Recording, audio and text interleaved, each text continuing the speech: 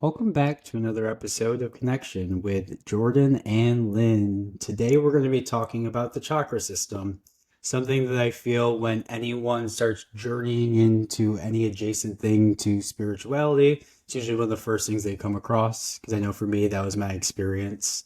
And of course, today my aesthetic is going to be representative of the chakra system as it's usually associated with the colors of the rainbow to represent the different aspects of the chakras.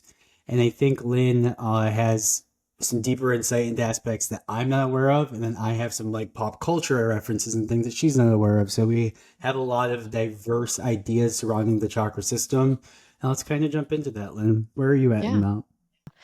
Yeah, the earliest time that I learned about the chakra system was I actually went to this little mini workshop, this metaphysical shop when I was living in Long Beach, and they were hosting chakra workshops, like learning about the workshops, learning about the chakras. And this woman that I was learning from, she used this oracle deck that was based on the chakras. So that ended up being my very first way of Mm, understanding the chakras. I ended up getting this oracle deck. That was my very first ever oracle, tarot, anything, divination tool. it was your gateway And drug. yeah, and that was what kind of got me deep into spirituality too. Actually, funny enough, that's weirdly thinking about it now, but I started learning about how the chakras and how those different energy types lived and exist in our bodies and also exist outside of ourselves. So I started saying, okay, how does the root chakra system work? What does that relate to in my life? And how does mine feel? Like, does mine feel in balance, and does it feel a little bit imbalanced? What can I do to then like rebalance these energies? And so I started getting really interested in working with the energy of the chakra systems. How was it for you learning about the chakras? Yeah, no, I think as I kind of preluded to that, I think the chakra system was my first introduction to anything somewhat Mm-hmm. metaphysical or spiritual in that aspect. And I think it's just because it's so common as an introduction here in the West to these systems. And I think the cool thing about the chakra system as to why it was so resonant with me is although I do have a very, out there, creative, expansive mind, I also need to bring everything back to logic and science. And I think that the chakra system was a good balance of that because you do have this concept of these energy centers of Mm-hmm. this flow within your body, but there is this concrete connection to physical parts of your body, to actual things that are substantial. So I think that the chakra system was a great way for me personally to kind of dip my toes into this realm. And Yeah. then another huge aspect of that was grew up being a huge Avatar: The Last Airbender nerd, and there Yes. was near the season finale a huge talk about the chakra system that made me see it through a new lens. And I was like, ooh, this is something I can incorporate and even have a pop Mm-hmm. culture reference to now because for me, I like communicate and understand spirituality so much through the external and through pop culture because I'm just very Yeah. good at remembering and connecting pieces like that. So that was very helpful for me to kind of connect with and start to understand these systems. Yeah, I love that you make this pop culture reference because the chakras and chakra system is found through so many things, like in movies and art. Like, even I was just thinking, I grew up watching Sailor Moon, and I realize Mm, now like Sailor Moon definitely had like elements of the chakra system in there, with all their different colors and like the elements that they stood for. So it's really immersed. But before we dive into the pop culture and what we use the chakra system for in our own personal lives and how to integrate it into yours, let's first talk about the roots of the chakra system, because we have to so honor important. the roots of where these practices are coming from, especially if, we're not coming from those cultures and from those traditions. And so the chakra system has its roots in its ancient spiritual traditions of Hinduism and Tantraism. And it was first found in the Vedic period back in like 1500 BCE. And the earliest references of the chakras are in the Vedas, which are ancient sacred texts of spiritual knowledge. And these texts actually mention a lot about the nadis, which are channels of energy, which chi flows through. It's very similar to Chinese meridians, acupuncture meridians, Mhm. and it talks a lot about prana, which in Chinese medicine we talk about qi often. So these things are very similar to each other, but doesn't really explicitly talk about chakras during the Vedic period. And then as it continues and the yoga traditions develop, then it begins talking about practices where it integrates directing chi, directing prana through different acupuncture channels, through different nadis. And it still doesn't actually talk about chakra systems around the 200 BCE. So even even advanced ancient times, it doesn't quite talk about chakra systems.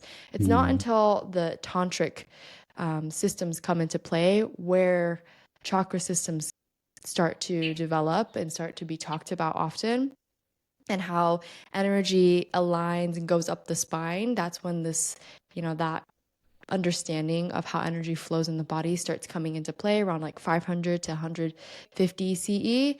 And then we have the modern day popularization of the chakra system, which was introduced to the Western world around the 19th and 20th centuries.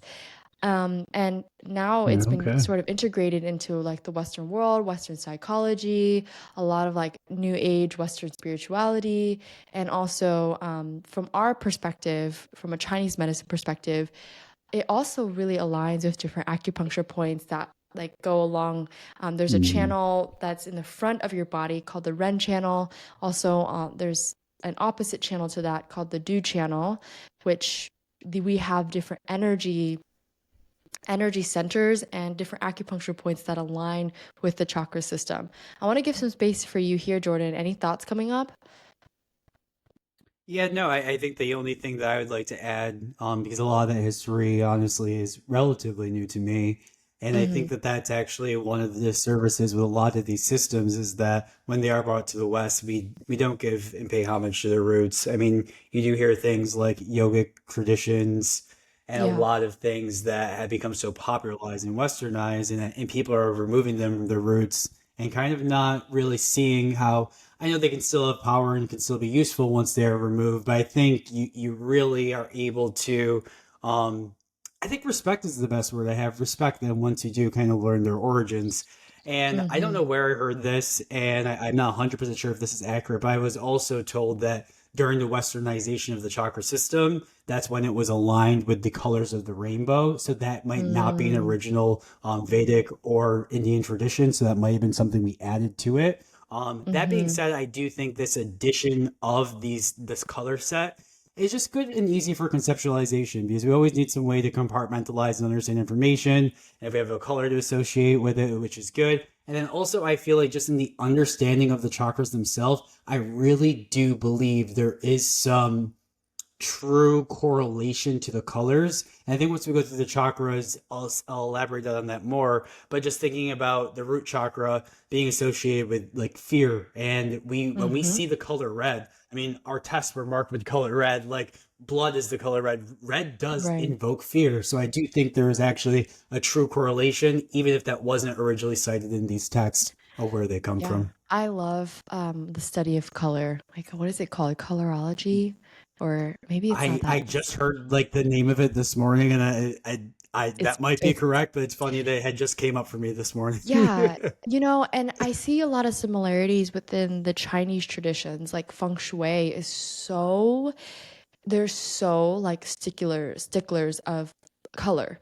Like they're like absolutely do not paint your room red because it'll like invoke fear, it'll invoke anger, it'll invoke Mm, it could be, there's an opposite side of it where it has passion, it's connected to fortune because in Chinese culture, if you wear red, especially on like New Year's, it's supposed to be very fortunate. It's supposed to bring in a lot of like luck and energy and prosperity, right? So it has both.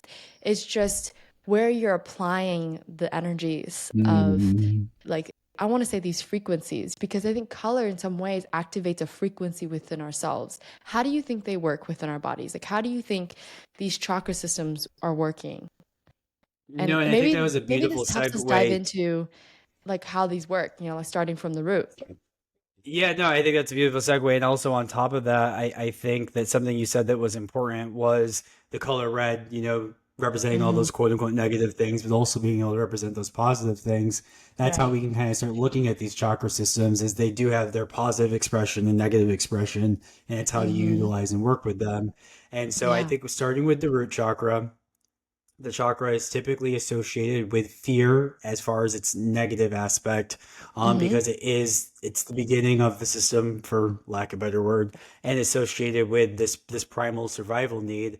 And I kind of look at the chakras as a layering from top to bottom, or bottom to top, my apologies, that it's kind of our primitiveness up to our most spiritual aspect of ourselves. So I feel like the root chakra is our base survival means and mechanisms, the base part of our brain stem. I think it's the very Hmm. beginning of all of these things. Is that kind of how Yeah. you see it? And what are your, I your love that. associations there?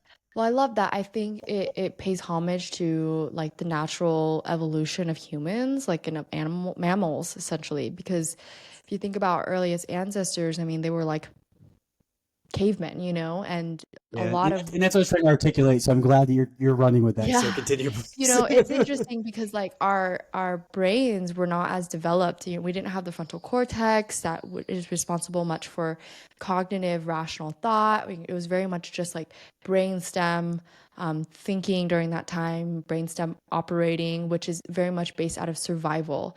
And I love to root a lot of the energy talk, a lot of this like spiritual talk, a lot of talk about, how our energy moves in nature into our body, into our physiology. And when we talk about it from a Chinese medicine lens, the root is very connected to the water element, which is fear, shock, trauma. And also it's connected to our willpower, our ability to kind of like have passion and like Mm, see this thing and be like, I'm going for it no matter what. It's like that energy. And also connected to our kidneys. I want to say like our very most primal, deep ancestral energy. And it's very instinctual and it's very sexual and it's connected to our, sexual reproductive organs. I would also say it's more of nice. primitive than that. Primital. I would, that sounds like a word too, but it's like at the very base of our spine. It's like where our dew channel starts, It's like our our energy that kind of sparks us to like make things happen and keep moving. And also, I do want to note that the root is most connected to being connected to the earth. Like oftentimes when Yeah. we hear a lot about like a root imbalance or, feeling not connected to your root, it's like often you're not connected to the earth. You're not connected to like the reality in its 3D form and, Yeah. being here like on earth. And so I think it has a lot of those similar themes to it, but I love talking about how it connects to our body. So it's definitely rooted rooted in the spine, the kidneys, um, the urinary bladder, this the and just kind of these lower organs in our abdomen here. And so when we think about the root or the base chakra, we can almost think about it. It's this energy that almost is connected to all of these parts of ourselves and Yeah. is connected to our fear and our ability to also have passion and to use even the deepest parts of our energy to go after something that we want. And that feels very ancestral. That feels very instinctual and No, it, primal. it does.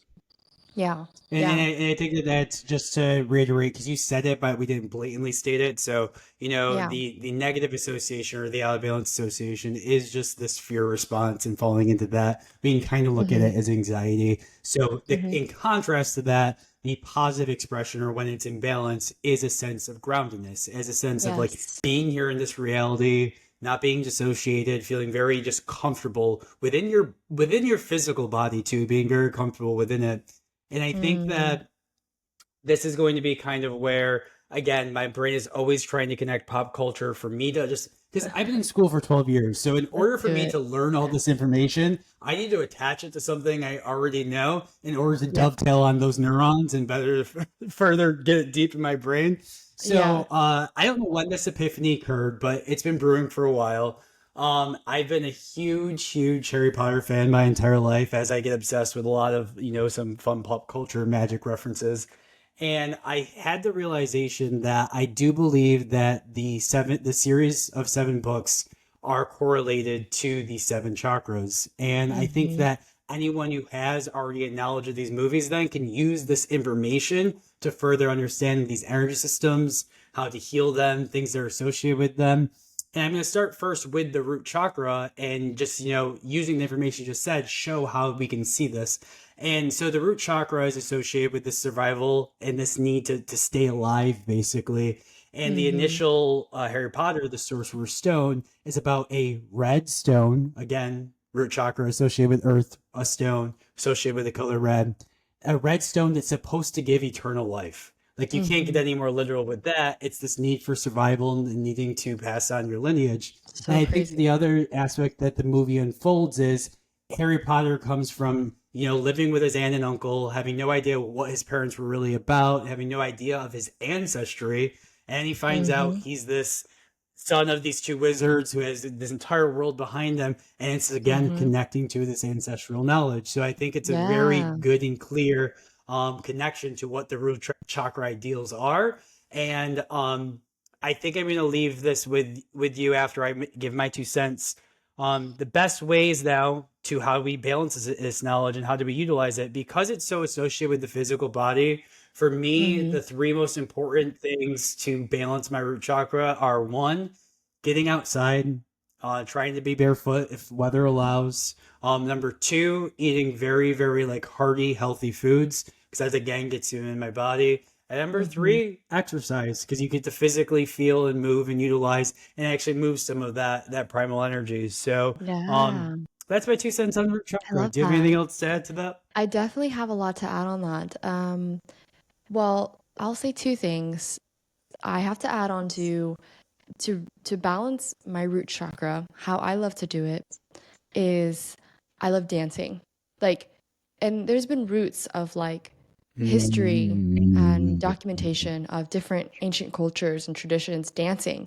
Like I know African culture, they do a lot of like the root chakra dancing and they're like shaking their ass and it's like it's a lot of that is like you're shaking the Yeah, base of no. your spine. You're shaking your hips, which Yeah. a lot of this energy exists in and we have to move, and so I love that. And then also another thing is just being connected to the earth, like learning how to just observe nature and just be in nature and find your favorite spots. Or you can take it another level deeper than that and garden. Like I've been actually gardening a lot lately, putting my hands in the soil, and there's nothing like better than that feeling of just like putting your hands in the Mm, soil and getting connected to the earth. And studies actually show that a lot of like serotonin and dopamine gets released when you're actually putting your hands in the dirt and you're like touching plants and you're touching, living things. So, yeah, that's my thing to add on that. And I think that's a good segue to go into the sacral, which is one of I my could I favorite completely ones to agree. talk about. It's one of my favorite ones to talk about because I feel like it's one of the ones that's the most distorted, Mm, manipulated, and underutilized in the Western world. yeah. Because the sacral chakra is associated with sexuality, but just creation in general. And Yes. that's another thing that I had the connection recently of realizing that, I have always broken it up into sexuality and creation. And I kind of forgot until I really thought about it, those are the same thing. One Yeah. of the main purpose of sexual act is to create life, and another purpose of sexuality is to Mhm. connect us and be able to create something with those people we connect with. So Mhm. again, having that two sides to it. In some traditions, it's associated with water, which we do see is very connected to this realm of emotion, sexuality, creation, and Mhm. things in this realm. We see it associated with the color orange if we use the standard way of looking things. And that one I have a hard time being like, Well, I think orange. I don't think sex. I don't think like, ooh, that that's the color. So But I think as sexy. far as the system goes, it still makes sense for it to be put there. And I Yeah, think that this is one of our mostly, our most blocked chakras, are ones that, because I yeah, think that America has this very weird thing in which we demonize, we shame, we talk badly upon sexuality, while at the same time it's thrown in our face 24/7, like whether it's through totally. media, whether it's through movies, whether it's through art. And it's like this contrast of like pretending like nobody does it and we don't talk about it, but also throwing it in our face 24/7. And I think it creates a really, really big imbalance. Totally. And what are your thoughts and take on that? I totally agree that this energy gets so distorted. Like the sexuality gets often so distorted. We're often told a narrative that then kind of confuses us more, even distorts that within us even more. And I think very much for me, the sacral is so much about coming back to your authenticity, like coming back to what's Mm, truly, truly, truly authentic and aligned for your body and for your sexuality. And that takes a lot of like unpeeling the layers, a lot of shadow work, a lot of like mm, purifying and cleansing like stories and beliefs and societal like expectations of like how you need to be, and um this is just making me think like as an Asian woman with the Asian woman stereotype, if it's highly, we're highly sexualized, highly fetishized. And it's yeah, like, sexualized to say the least. yeah. Absolutely. And it's like so much of that programming affects the sacral chakra and our sexuality and like how we need to be in society. And so I think there's like that is like a whole nother conversation. But in terms of like the sacral, it is very much connected to our sexual reproductive system, our genitals. It's connected to like the hip bone, right?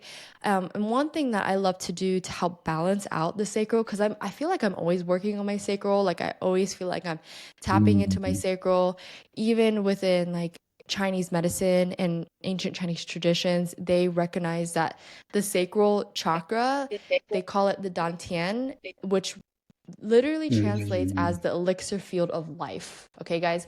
And if you think about it as just the physiology of like someone who is in a female representing body, like who has a uterus, they have this womb and this sacred container that literally, if the right things are happening, if sex is happening, if that happens, if you're on the right time of on your cycle, you can create a new human being coming out of your yoni. Like literally, like that is possible. And it's wild that we like have forgotten that as human beings, that like, oh yeah, this is like, not everyone has forgotten, but we have this most sacred power to bring another human being into this planet through just our ability to create alchemy with another human being, or mm.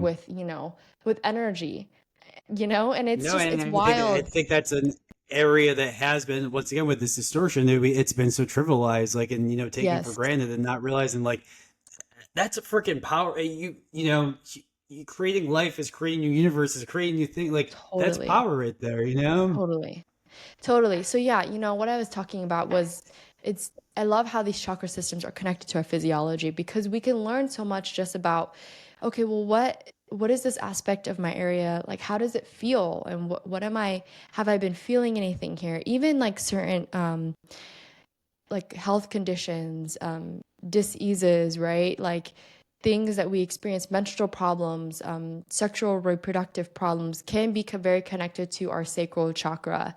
And oftentimes, like when I'm talking to a client about their reproductive system or their menstrual cycle, I'm often asking them, how connected are you with this area? How connected are you with your cycle, with your womb, with your ability to create? Even on a mental and emotional level, it's like, are you feeling blocked in your creativity?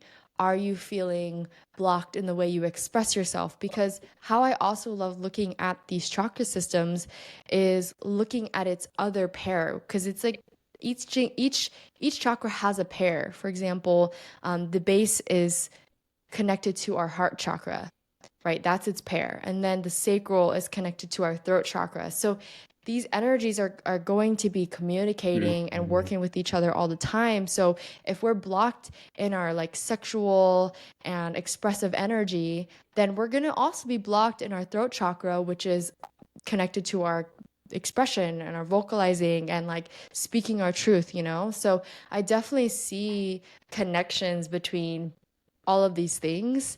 And I want to leave some space for you, Jordan. What do you think? Yeah, no, absolutely. And I think that getting back to like the practical aspects of it, because I think this is the one that needs to be explored so much, I have looked into different ways, to truly work with this energy. And we need to Mm-hmm. be reminded that for the most part, we say that the sacral energy is blocked by shame. And I think that's Yes. a really important thing to recognize because I feel like we do live culturally Oof. in a place full of a lot of shame Yes. for any form of our expressions, and so therefore shame is there for blocking our sexuality and our ability to create. And Mm-hmm. so I think that ways of working on this chakra are through either like talk therapy or journaling and figuring out why you feel that shame and what that's connected to. Secondly, Mm. another thing I think will also for the root and base, but for the sacral as well is music and dance. I think it's a very powerful Yes. activator of this energy center. There is something creative. I mean, literally creating music as a creative expression, but there's also this access to sexuality when we listen to music. And then dance itself, by definition, is a creative process and can be a very sexual process. So I think that's another Mm-hmm. way to properly access this. And then how I'm going to lead back into my pop culture references is it is also believed that this is the chakra that holds the Kundalini energy. And Mm-hmm. this is energy that's often represented by a serpent. And this energy is said to, if we are able to properly access and utilize and balance it, it can be shot up the entire spinal cord and enlighten us to energy and healing that we might not once had experience with. And I think Mm-hmm. that, again, this is my pop reference to Harry Potter here is this chakra is associated with water, shame, and the serpent energy. Then we look at the Chamber of Secrets. By Yes. definition, a secret is full of shame because the only reason you would hide something is due to shame. And then, of course, this Chamber of Secrets in Harry Potter is containing in the Mm-hmm. water system a snake type energy. So again, and this Yes. snake type energy is wreaking havoc and causing people to freeze because again, it is out of control and out of balance. So I Mm-hmm. think when we look at references to this system, I think that there is a huge power here, and not to bring about fear, but there's also a huge danger here. They say activating your kundalini or misusing your sexual energy can cause some problems. So I think that Mm-hmm. we need to proceed with caution, but not with fear, and being very Yeah. careful of the balance of that because I think that Yeah. that's something that we need to all be reminded of. Well, I'm always a proponent of establishing body communication, like building a relationship with your own body and your organs, and like whatever shape and form and ways that you want to do that with you. But creativity is an amazing way to move energy through your body, and is an amazing way to just move energy in general. But it also helps to kind of activate this energy. And also at the same time, I was thinking about how the ancient Chinese say that when we store energy, when we work with energy in our body, in our chi, we're not storing it in our heart. We're not storing it in our belly or like our stomach or our abdomen.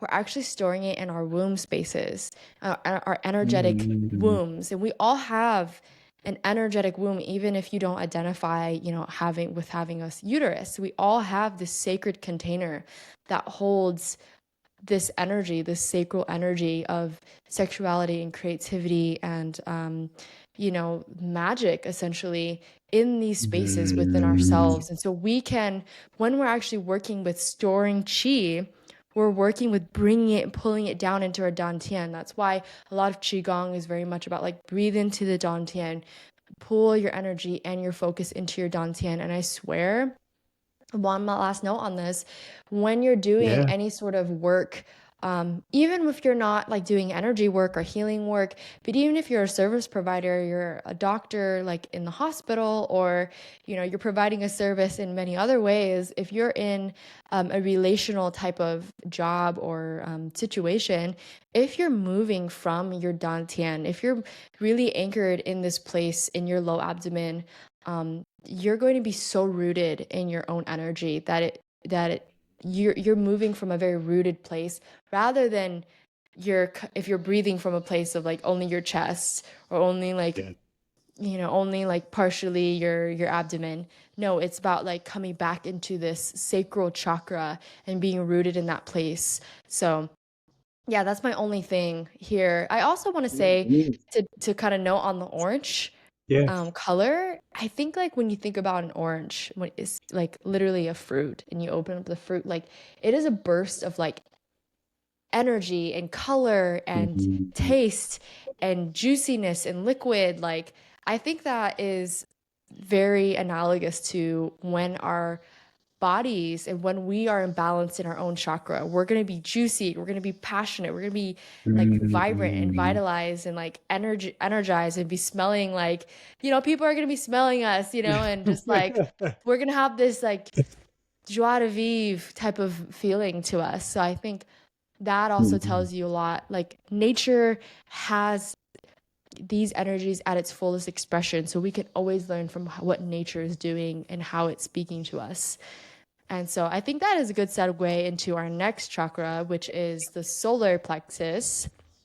And I Jordan, you're going to agree. have to help me on this one, because I don't really know much about the solar plexus. I mean, I do, but I think that tells me that also this is an area that maybe I need to work on, because I don't know much about it. Well, it's super super funny that you say that because A, it's my favorite chakra, so we'll start there. And Yes. B, I would have assumed the opposite because I associate because it is associated with this fire, and Mm-hmm. Leo's being a sun sign. I would have expected that you've Yes. ventured here quite a bit because of that. Yeah. And I think for me, the solar plexus is best represented by the story of Icarus. If you don't know the Mm-hmm. story, long story short, it was this deity that was said not to fly too close to the sun because they flew too close to the sun. Their wings would burn off and they'd crash into the ocean and drown. And I think that's the precedent of the solar plexus.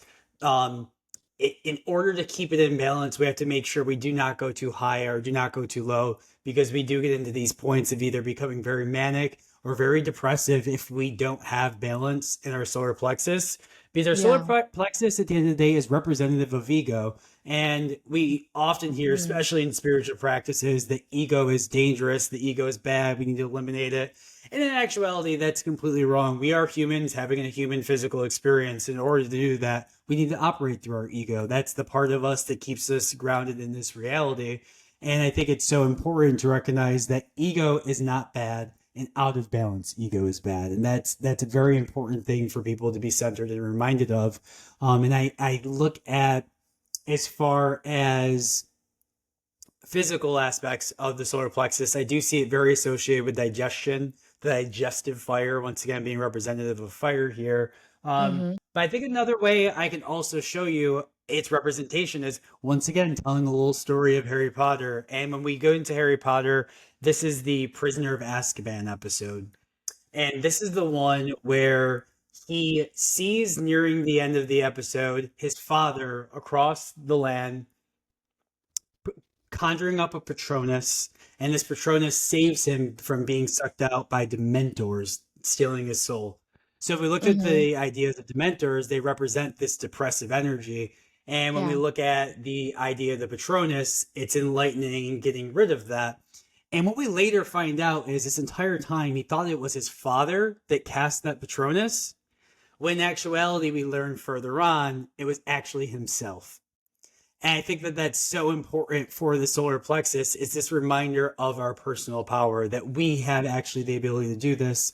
And I think it's no metaphor there that his father was representative there because I do get a very masculine sense to the solar Mm-hmm. plexus, just its Yeah. energies in general. So again, I think it's this reminder of what our personal power is and being reminded that we need to stay in that balance between highs and lows in order to, kind of navigate these waters or these Yeah. fires, if you will.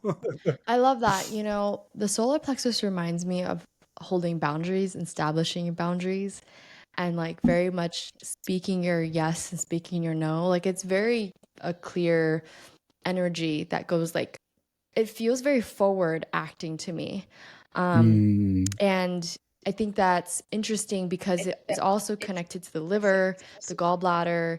In many ways, I feel like it's a very wood type of energy where it's like very clear and directive. And when it's in balance, it's like you know very clearly what your mission is, what you're here to do, how to redirect your energy, you know? And so it's interesting because I think when the liver is in balance, especially within Chinese medicine, there's a lot of qi stagnation. There's a lot of like your mm, liver energy is stuck and it needs to move. And when it's stuck, you have a lot of frustration, you have many other symptoms that have to do with like your liver health and liver energy. But I think that has a lot to do too with how your solar plexus is like essentially expressing itself. And I also think that mm. it's a very emotional energy too, to me. And it can like take in energy very easily. Like if because it's like connected to under basically underneath your ribs and in this place where like your stomach sits, like Yeah. it could take in a lot of like energy that we're experiencing in our environment if we're not in our most if we're not fully aligned in our solar plexus energy, if that makes sense.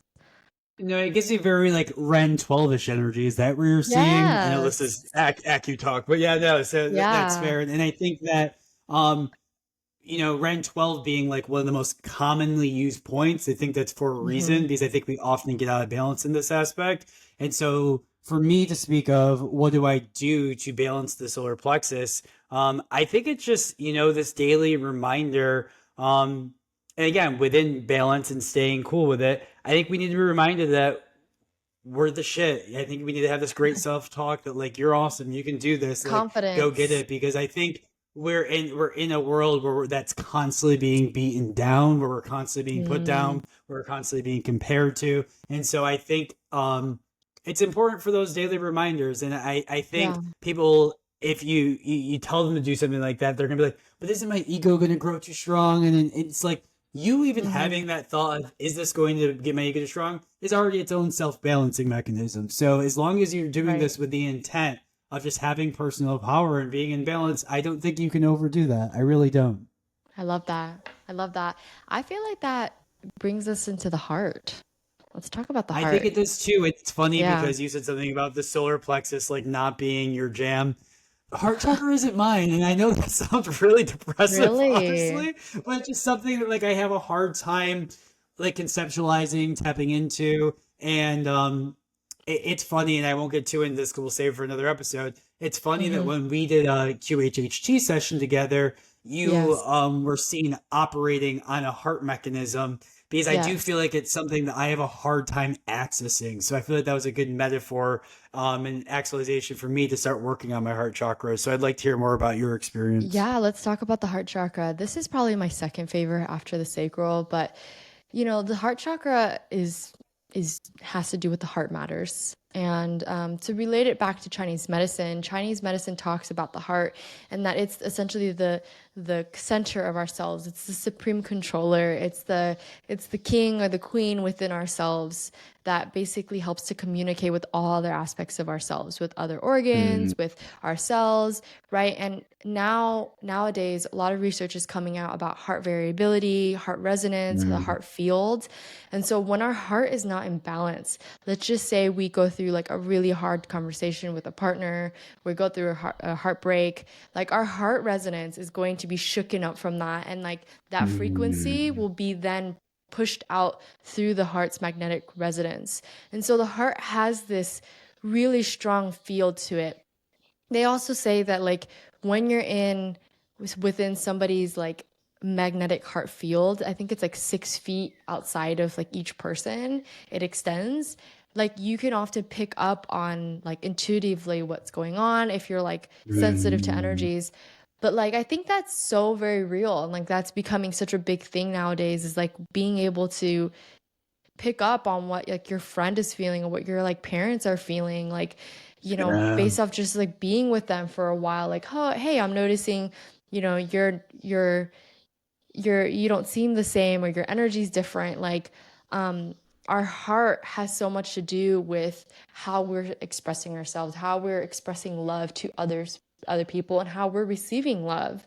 um I also think of the heart chakra almost as like a gate, like it open and closes, almost like the function of the pericardium within Chinese medicine is very much like the Mm. heart protector and the heart closer, because our heart again is the king or the queen, or like the royalty that lives within us. Like we want to protect our heart. It is where our blood is going to be pumping from. It is conducting this signal, this electric signal to all other parts of ourselves, that we are safe, that we are loved, that we are supported. And when we're not in balance with the heart chakra, then we're going to be getting the very opposites expressions of that. Like, we're not safe, we're not loved, I'm unlovable, I can't love, like all of these things. And it's going to be very, very hard on the emotional, even the spirit level too. So anything to add on that? Yeah, so I first want to start off with, because these have these physical expressions, we can just see by looking at the Western world, we must have a lot of heart chakra problems because heart disease is so prevalent. So I do think that's important to acknowledge. I also want to go back to acknowledge the color associated with the heart chakra, because I think this is one of the times where the colors really, really resonate, because the heart chakra is associated with the color green. And the heart chakra, in its essence, is this sense of community, connection with others. I mean, the heart is how we, communicate that. And if we look at nature being so green, I think it's also our connection to nature, which is another communicative based thing, in which if we were living out in it, would be a way of we're connecting back and forth. And we look at the electromagnetic field that the heart does express and give out. Well, nature is doing the same thing. It's giving out its own electromagnetic field. So again, we can see this full circle connection. And I also think it's good to note that I don't think it's coincidence that we have created money to be the color green either, because again, it's this exchange. It's this exchange of energy, and we're exchanging through the heart. We can see that as good or negative depending on its expression, but I do think that that's an important way to recognize and understand it. And to my pop culture reference, this is where we get to the Goblet of Fire in Harry Potter, and it's where all these different types of schools and communities come together to compete. And I think it's a good representation Mm, of what heart energy is. It's connecting outward with other people, other communities, creating these bonds in order to further bolster your own mechanisms. Because we get into this habit of trying to be an individual, trying to be in their own ways, trying to not ask help from other people. But at the end of the day, I think to be human is to be communal. To be human is to depend on other people. And I think our heart yes. is the first one of these chakras that's really, really asking us to do that as much as possible by connecting to too many things. And I mean, if Mm-hmm. people aren't your jam, that's okay too. You can communicate with the dogs and the trees. I mean, those still count. Those are living things. But I do think for the most part, we were really meant to be communal beings, and I think our heart is one of our access points to that. Mm-hmm. I love that. Yeah, I definitely, I love the heart. I think you make a great point at it's meant to connect. We're meant to connect with other beings. We're meant to live in a communal space and be connected on very deep levels with other people and with things and with nature. So, and I think Well, that and I leads us. think that Sorry, go ahead. I was just going to say the same thing, because it leads perfectly Yes. on to the next chakra of connection. I mean, with the throat chakra being about speaking, and I think that, well, how else do we right now connect better than with through Mhm. voice? And I think that I'm going to even throw this out here again. It's being associated with the color blue. And I think it's no coincidence that Twitter, which is now X for a while, was the color blue, because it was a form Mhm. of connection, a form of communication. So we can Right. see, outwardly some connections with this color and talk and communication. But I want to be honest, because this is a chakra that is said to be about open communication. It's about truth. So therefore, it's blocked by lies and not speaking your truth and not speaking up. And I Mm. think that I struggle with this chakra quite a bit. And so I want to hear more about what you have to say. Yeah, I love the throat chakra. because it connects to our ability to speak our truth and our authenticity and of like vocal expression. It's very much based in the throat. It's connected to our thymus, our thyroid. And so that tells you a story too of like when you're not speaking your truth, then your hormones kind of might come out of balance, right? Because if you're Mm. not fully being in your true expression, if you're not fully speaking what you need to say, especially in moments where you really need to say it, you really need to establish your boundaries, which I think connects a lot with that sacral plexus. But when our throat chakra is not in balance, it's hard for us to speak up. It's like we're in conversation and Yeah. we really want to say that thing, but then we can't. It's like we're kind of locked up, we're kind of like stuck in this energy. And it's almost like an energy too of like a mistrust, like not trusting yourself, not trusting your voice, not trusting your body. Mm. And I think that is rooted in a lot of shame. That's rooted a lot of in low self-worth. And how to really work with this energy is trusting your voice and really finding ways to unblock and unpeel the layers of shame and like social conditioning around you speaking up and you sharing your voice.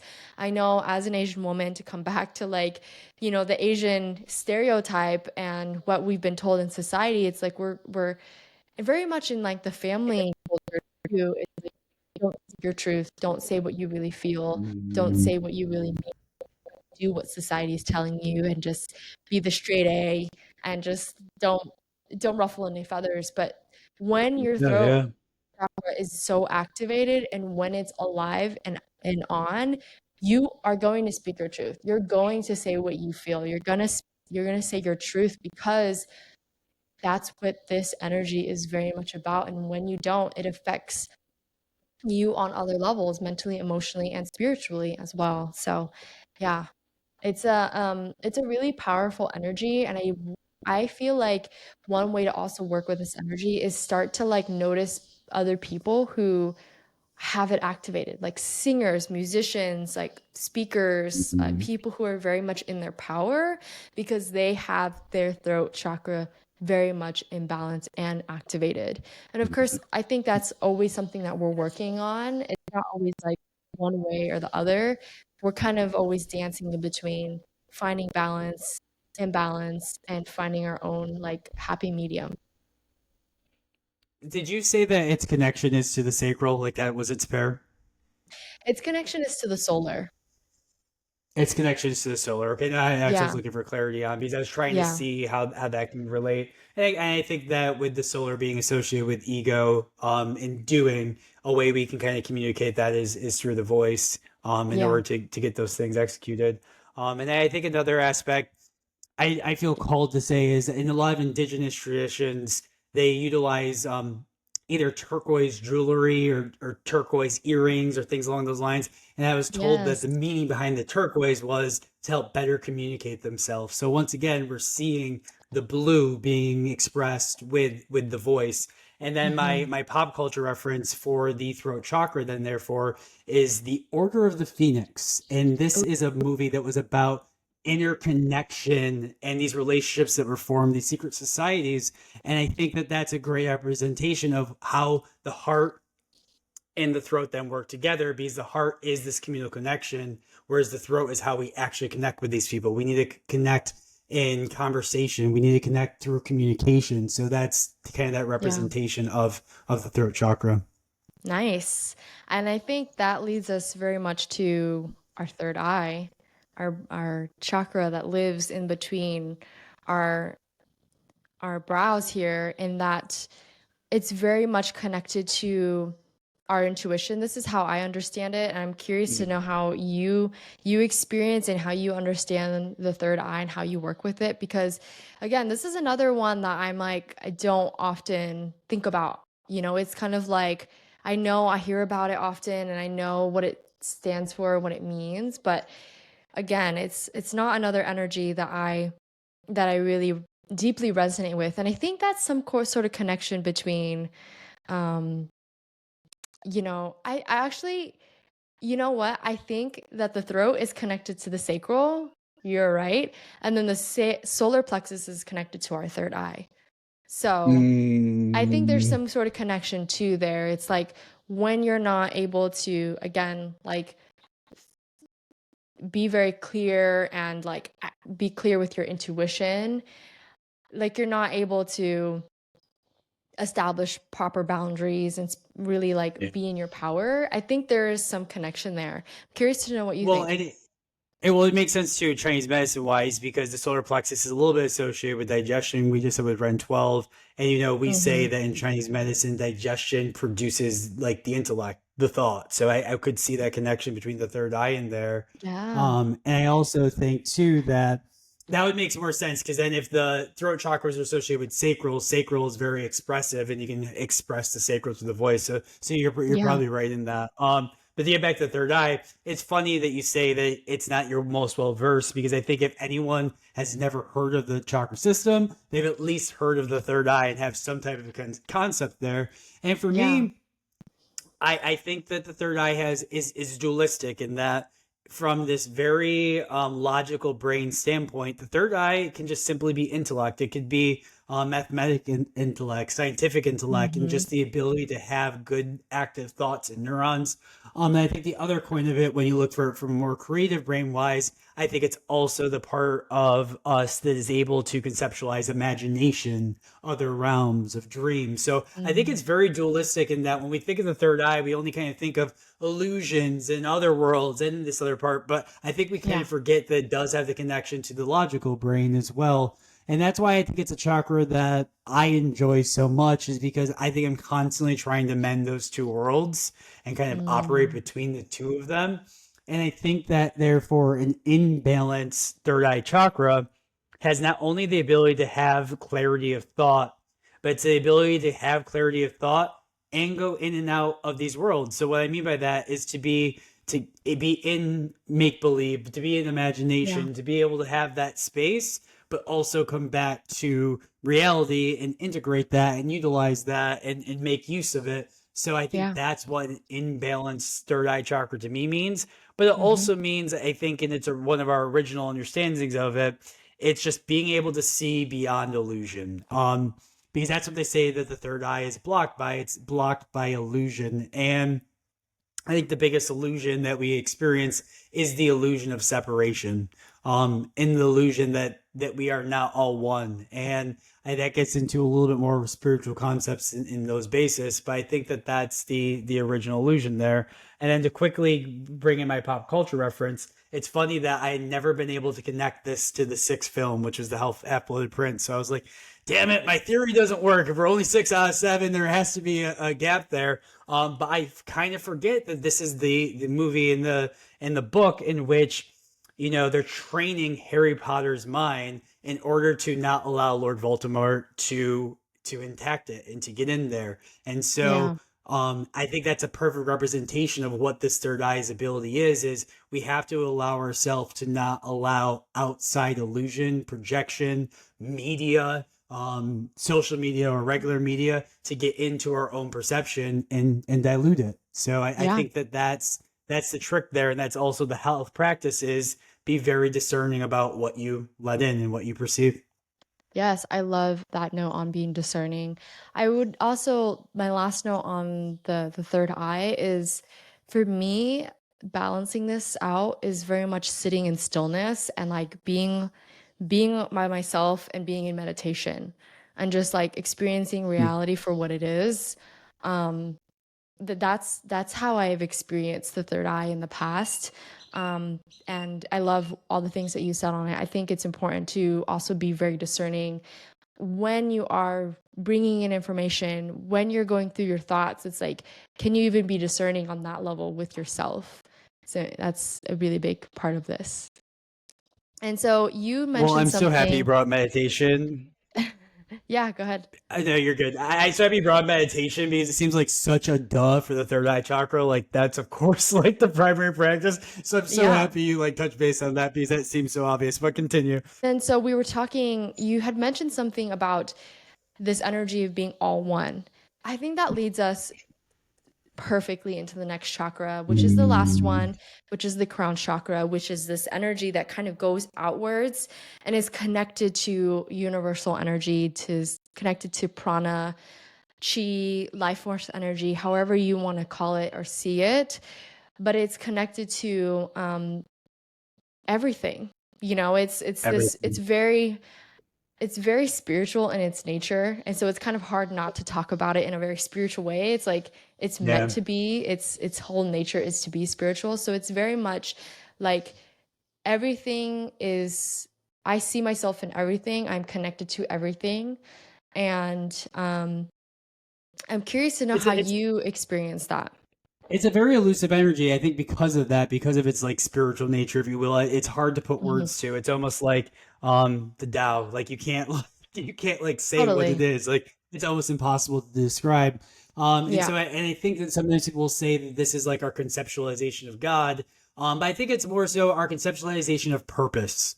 Because I think to like Mm, feel connected to this energy is to believe that you have purpose here, that you have meaning, and that like you're here for a reason. So that's kind of how I look at yes. the crown chakra. And of course, I'm going to give this full circle into the Deathly Hallows in Harry Potter. It spoiler alert for anyone who hasn't seen it. Harry Potter dies in the final movie and in the final Mm, book, and I think that that is the perfect representation of this chakra, because not only yeah. does he die, but he has this experience where he kind of like meets God, which is also Dumbledore, and it's also himself, and it's all of these things, and he realizes that his purpose in this life and his existence is kind of his own choice. Like you can go back, you can stay here, you can do whatever you want. Like we create that Mhm. purpose, and I think that's just the perfect representation of what the crown chakra is. It's this Yeah. connection to this energy. We don't have to give it a name, but it's connection to this energy that gives us not only purpose, but a place in this world. And I think that's why it's such an important energy. I love that. I remember during the movie I cried during that part because it was such like a that's like the ultimate. Like, I think in many ways a lot of the fear that we have is fear of death. And then like once Mm, you experience that and you go on the other side of that, like when you see Harry Potter go through it, you're like, "Oh my gosh, that was like the ultimate test or like walking through the door type of thing." And then yeah, it's really absolutely. this that energy to me, like the crown energy feels very neutral. It feels very like you, there's no duality there anymore. It just is. It's just energy. It's not like in the physical experience where it's this or that. It is everything. So, It's yeah, I think that's everything. a great way to speak on it. And I also think, in many ways it's like when you are connected to, I think, this energy of like everything is, and that for me, it feels very impartial. It feels very neutral. It feels like taking a higher perspective, a higher vision of all things. Um, I think we can even apply that to our own lives and to the things that we're working on. Like, can I take a higher perspective? Can I look at this in an impartial way, a neutral way, a non-biased way? And that can actually give us a lot of insight to decisions we need to make into our relationships.